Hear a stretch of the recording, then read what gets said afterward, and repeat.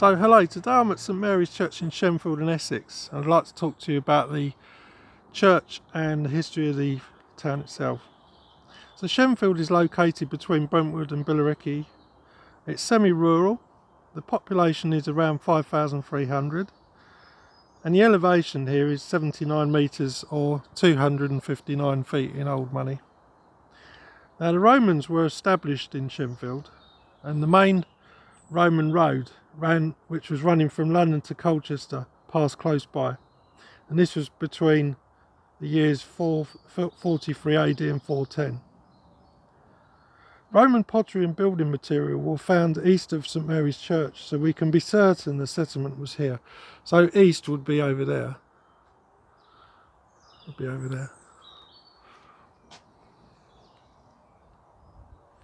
During the Saxon period, a small manor house and 6 households were here, along with 1.5 plough teams, and there was a woodland for 40 pigs. And Boda was the Saxon lord here. And we also know by 1086 Roger had taken over from Boda, and Count Eustace of Boulogne was the tenant-in-chief, and he was the richest of all landowners in England, an incredible powerful man at the time. The name Shenfield originates from Shenfield, meaning good lands, and soon after Shenfield was held by Geoffrey de Magnavilla. I love that name. And the parish was then divided into 2 manors named Shenfield Hall and Fitzwalters. The manor of Shenfield belonged to Humphrey de Bohun, and he was the Earl of Essex and Hertford, and he died in 1298.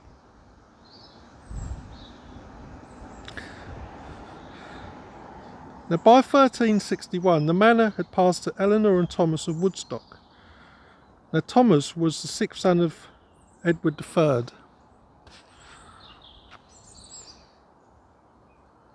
Now by 1460 Humphrey Stafford was Duke of Buckingham. He owned the lordship here, and he was slain in battle in Northampton. And then what happened was King Edward IV seized the estate. And by 1556, John Lucas had become Baron of Shenfield.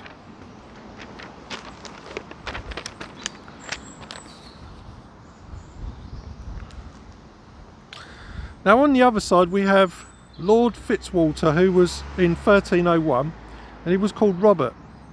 And Robert Fitzwalter, he owned not only the manor house here, but also Shenfield Wood. And in 1363 it was made a park in the Forest of Essex. Now by 1735 the old manor house had been pulled down, and soon after a new building was erected, and that burnt to the ground, and the land was left to become meadowland. I don't know what it is today. Now by 1613 Lord Salisbury was one of the King Surveyors of Lands, and he actually wrote these words: "The parish of Shenfield was at this time 3 miles in length and 2.5 miles wide.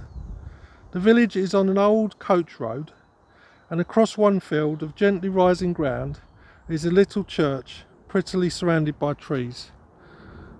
And here we have today. And this leads us nicely onto the church itself, which was built in the early English period.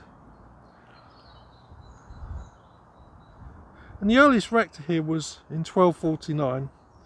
The present church is harder to date, but we're sure that the nave and chancel were built first, and it's most likely that they would have replaced an earlier church. So the chancel and nave were built around the 14th century, either side of that. Now if we start with the West Tower, which is straight ahead of us,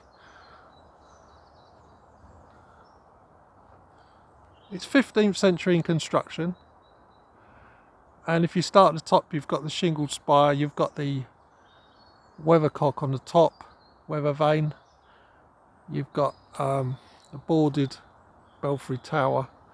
And interestingly, this tower is 3 feet higher than the actual nave itself.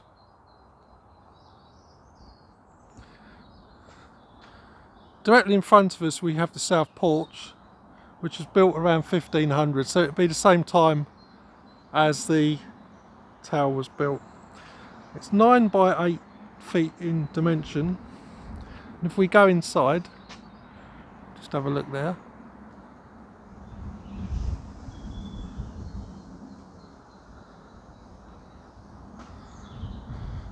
If we look inside,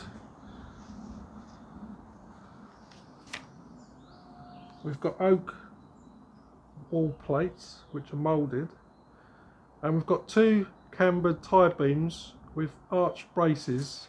One tie beam has a king post and the other is a 4-way post, and you can see there if we step back a bit. So that's all from the 1500s.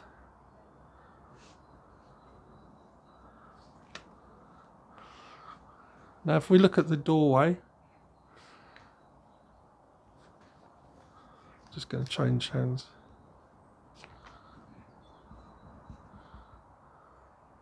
So we've got the original arch, stone arch and stone jambs, and it looks like carved was originally a flower, I guess. This would have been exposed to the elements. You can see for a couple of 100 years it's worn.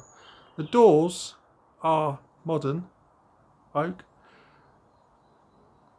Originally here would have been doors from Henry VII period. So we go inside.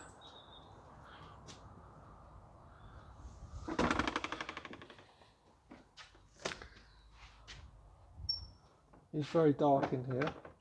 The lights are automatic, but they don't illuminate it too much. Well, I have got a torch.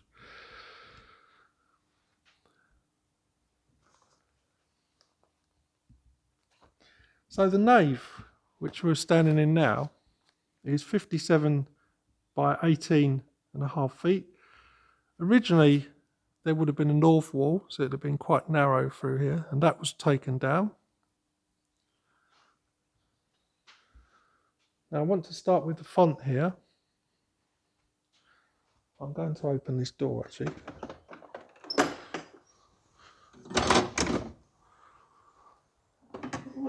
I can let some light in.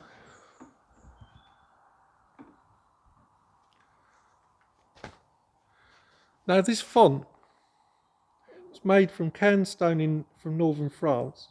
Before 1862 it was positioned outside for open air baptisms, which would be a bit nippy, I think. The font was then moved into the rectory garden, and in the 1870s, the Reverend Ferguson visited Italy and ordered a marble font.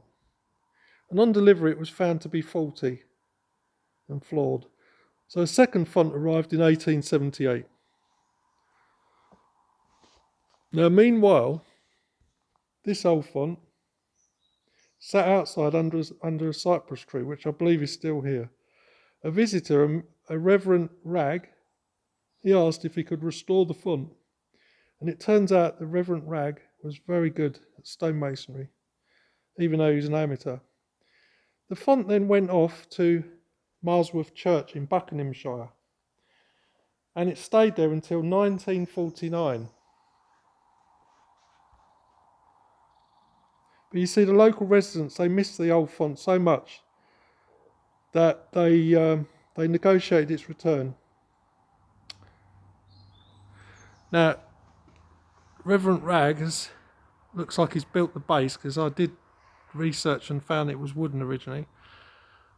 And this also represents the Green Man, and you can see his hair, his foliage. There's very little known about the Green Man. Let me just shut these doors.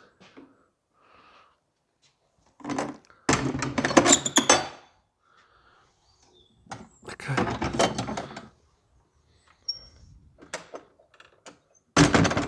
There, done. Now Now we're going to make our way to the chancel. Now the chancel itself is 16 by 18 and it was extended and built in the 19th century.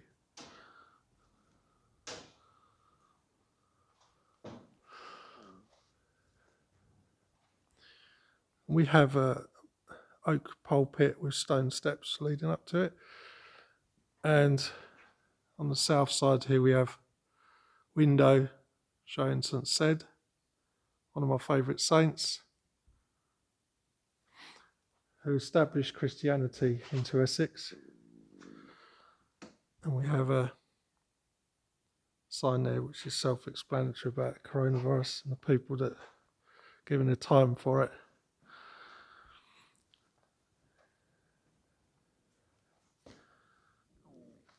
Now then, we have the altar rails here, which are either side. You see you've got 4 uprights.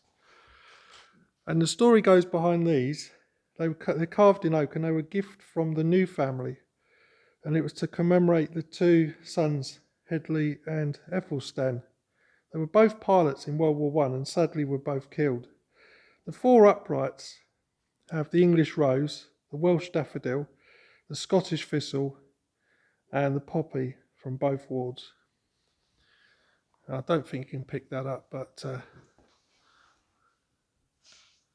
that, for example, is the poppy. And the upright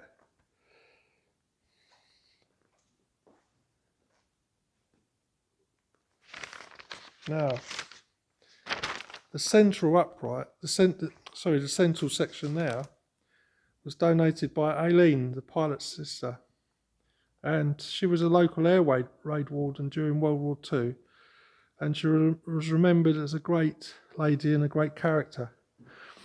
And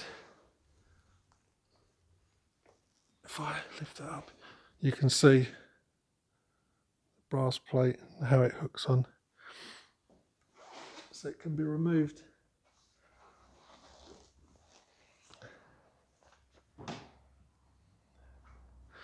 Now this area here, which is slightly raised, is called the sanctuary. And if you look straight ahead, you've got this carving which is made by Vermeulen, Franz Vermeulen. It's a reredos and it's from 1873. It's carved in solid oak, and Reverend Ferguson commissioned this piece. It was made in Cambridge, and originally it was plain in cut with no colour. So in 1920, Italian artists were commissioned for this work. And this was by the rector in memory of his wife, Emma Lewis. So if we look at the side panels,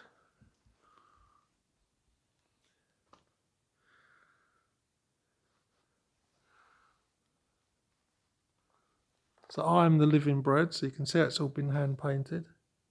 Great detail. And the right hand side, I am the true vine.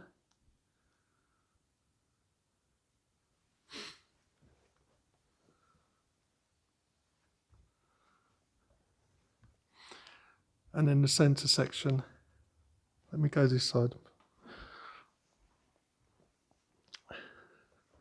I'll set the camera up, you can see it maybe a bit more stable.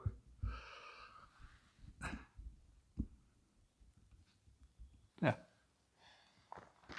So the centre panel shows Jesus with outstretched arms gathering people from all ages and actions.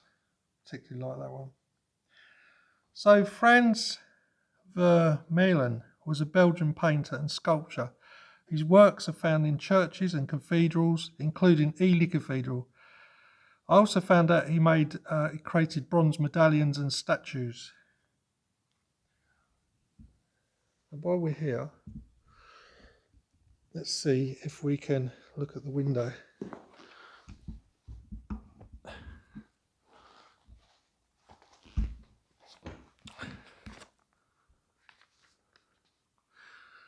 So the east window is by Charles Kemp, or it's believed to be.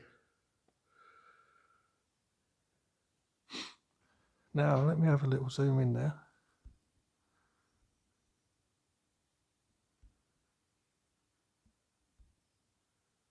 Yeah. Well, that is quality, isn't it? Look at the detail.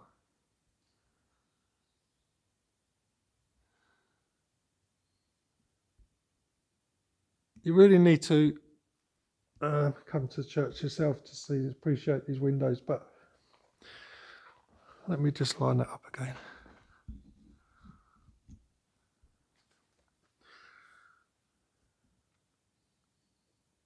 Now, Kemp was a Victorian designer and manufacturer of stained glass windows. He produced over 4,000 in cathedrals. His works include Chester, Winchester and York. His patrons were the royal family.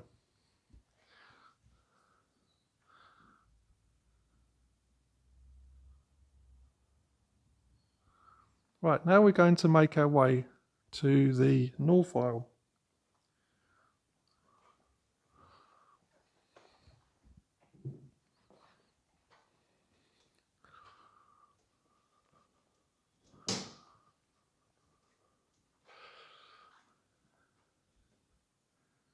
We have a more modern organ now. I would imagine you'd need great skill to play this, to operate this. The pedals underneath. Incredible. And another stained glass window. Great quality.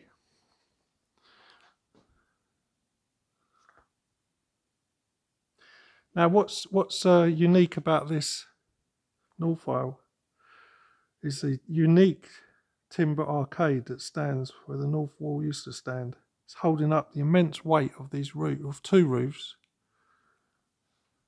There's 5 columns, each being 17-inch square or dimension.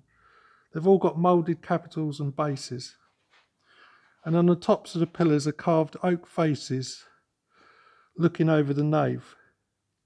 These faces were carved and fitted by William Park.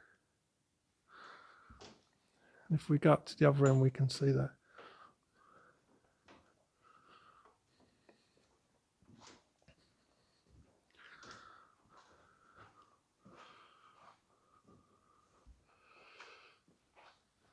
Maybe I had to make that out. No, it's a bit dark, but gives you an idea of the quality. This is unique in England, I believe.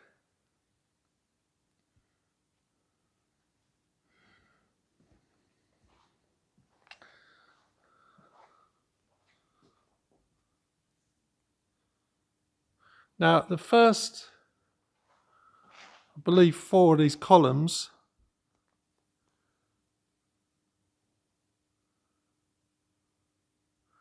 are original from the 15th century, and the last gives you the last 1.5 gives you an idea of where the extension come from. So it looks like the extension started from here. So you can see how it's been spliced in there. And this is the modern column. Yeah. This is where the extension started from. So quite impressive.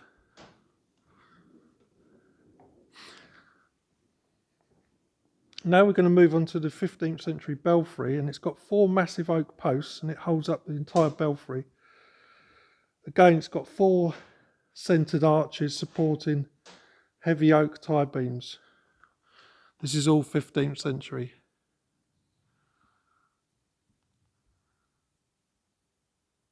You can just about make that out in the light. Now, up above we have the belfry. We have the bells, sorry. Now the bells, there's 6 of those. We have a Thomas Bartlett of 1626. And Thomas, he took over as bell founders of London at the Whitechapel Foundry. Most of the Bartlett bells perished in London in the Great Fire of London 1666, but many have survived. We've also got a Thomas Gray bell from 1637, and we have a Matthew Baglet. The date is unknown. Now, Matthew was from a family of bell founders in Northamptonshire, at a thriving foundry in the village of Chencombe in the 17th century. Now, if we move on to the boards on here, which I've only just researched in what they actually are, these are pearl boards. They go with bell ringers, and a pearl meets exacting conditions for duration, complexity and quality of the bell ringing performance. And a pearl takes around 3 hours to ring. So you can see on this board we've got an Arthur J. Bryant. He was a bell ringer in this tower for 45 years. His pearl was 2 hours and 39 minutes. So the pearl of surprise mine of 5,040 changes. It's obviously quite complex. I believe it's, and then all the people on there are part of it, and there's a judge as well to make sure it's all done correctly. It's quite involved. Now,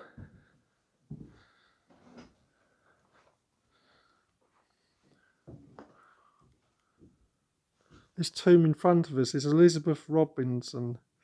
She was the daughter of Walter Merrell of London, a goldsmith, and he was a strong Puritan and parliamentarian. Now, Elizabeth ended up marrying Timothy Robinson, also a keen royalist. And soon after Oliver Cromwell's soldiers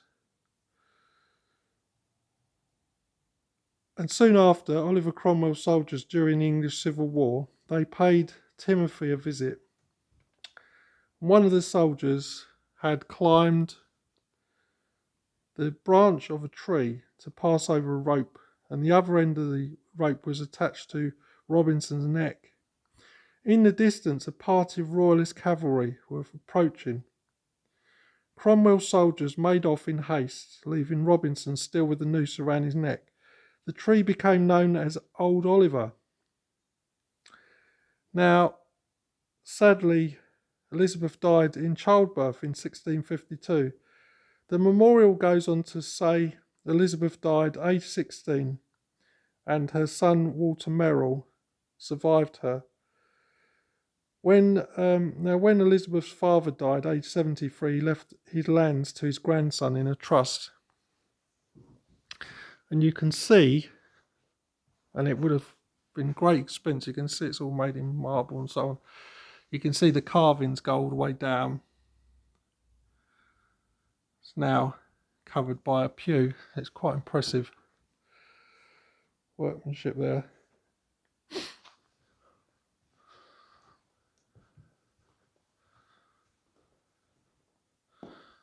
Now in front of us we have a lovely mural which was painted in 1900 in memory of John Stapleton Smith, who was a small child who died 1 year before. And it's painted in the pre-Raphaelite style. It took several months to paint. Maybe you can just capture that in the poor light. It gives you an idea of the quality. And down beneath it's a little bit fading.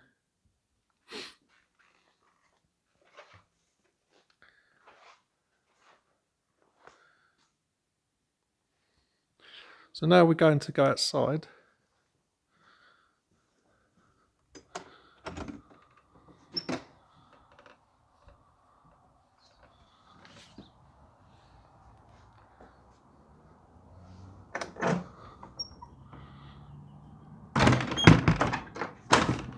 There, done.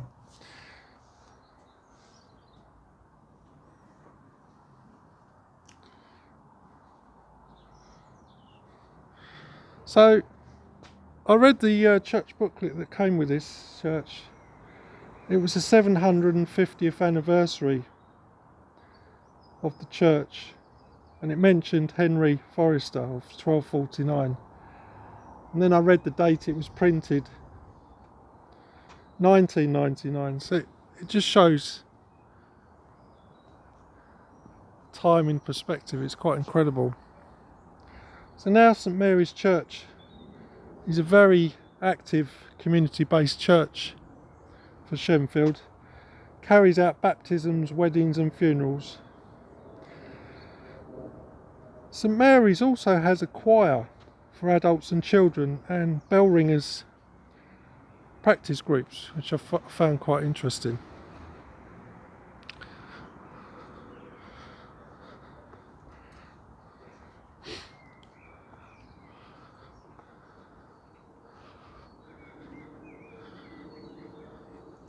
And from here, Shenfield is literally a short walk away. I just wanted to come back and get a view from this side. There's the original old lane there. The cemetery continues over here. This is a more modern part. So where those gentlemen are going in the distance, there's a park, and that literally goes straight down towards the modern part of Shenfield. And if we turn this way, you can see how the trees have matured now.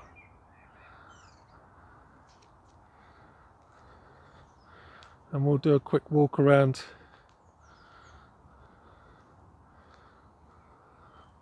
the cemetery. There is a small car park on the west side of the church.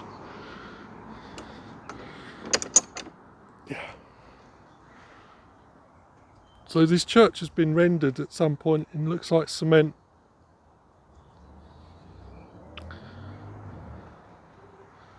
So originally it would have had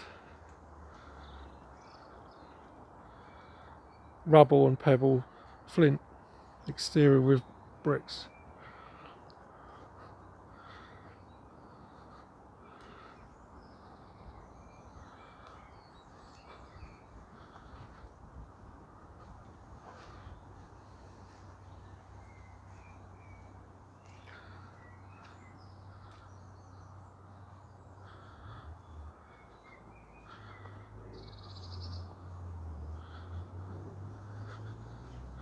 You see some of the headstones just fall over. I have come across many headstones that have gone so flat into the ground that the lawnmower can go literally over them, like this sort of level.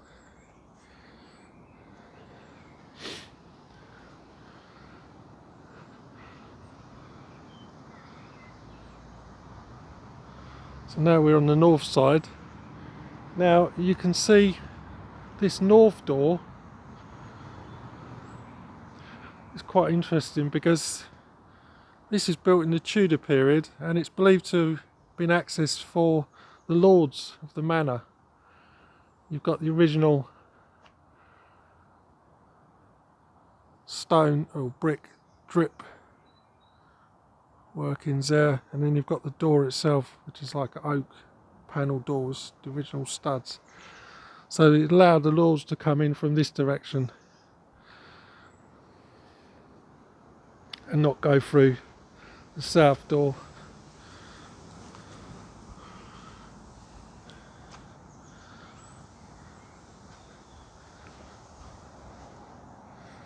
And you can see, as with many churches, they reutilise headstones into the footpaths. So we make our way past the modern extension. Just notice they've got a window in the bottom there, probably for the bell ringers. As you notice, there were no bell ropes in the so they have to climb to the bell chamber, I believe.